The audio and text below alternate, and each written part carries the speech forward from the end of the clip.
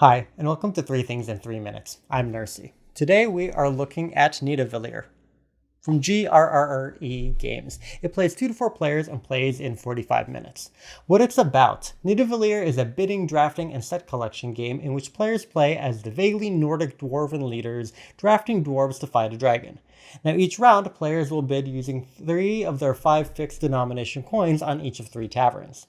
Now in each tavern, the player with the highest bid will draft a dwarf to build sets of different dwarf types, but also to gain full sets of 5 different types to recruit dwarf heroes with powerful abilities.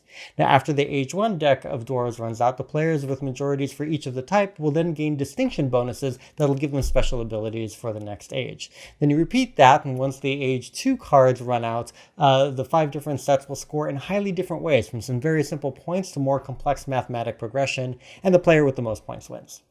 So what I like, this game uses a very simplified bidding system similar to ones like in games like GRRRE, where you're actually just deciding how to prioritize your coins without actually losing them. Now this makes the bidding process much more simplified, and you can always bid 0 in order to increase the value of one of your unused coins, which creates some good strategy. And now while most of the time you're going to be focused on trying to draft the best cards that work best for you, the mid-game majority bonuses do mean that you do have to pay attention to the other players' tableaus, and the game also does a good job of making sure that all the cards for your player count will come out in each game, which means you will always have the opportunity to see the cards that you need at some point, rather than making the opportunities completely random.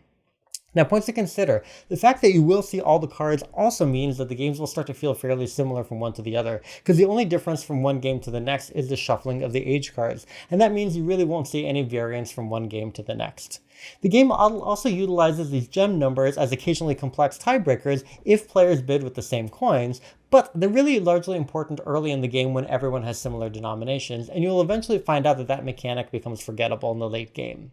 And the game is at its core extremely abstract. There's nothing in the game that really ties into dwarves, armies, dragons, or even the factions, and you can easily replace the rather fantastic art with just some simple numbers and it would play just as well.